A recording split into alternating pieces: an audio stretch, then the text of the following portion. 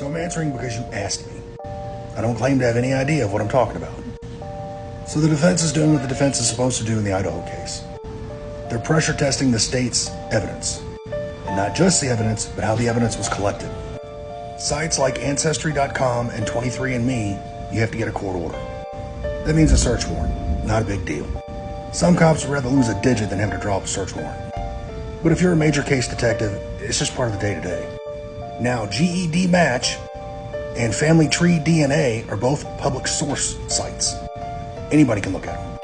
At least that's how they started. Now, with GED Match, you have to opt in to allow law enforcement to look through your stuff. Family Tree, you have to opt out. So that allows law enforcement to look through about 70% of their samples.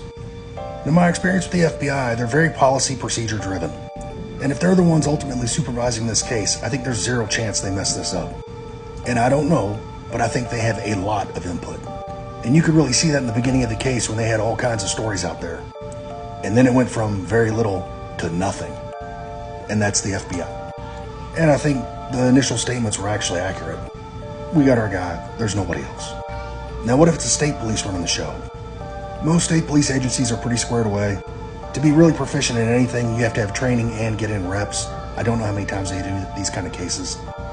So just off the top of my head, I give them a 90% chance of being pretty squared away. By the way, please watch the video where this question came from.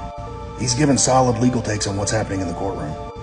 Now, if they did mess something up, it's called fruit from the poisonous tree.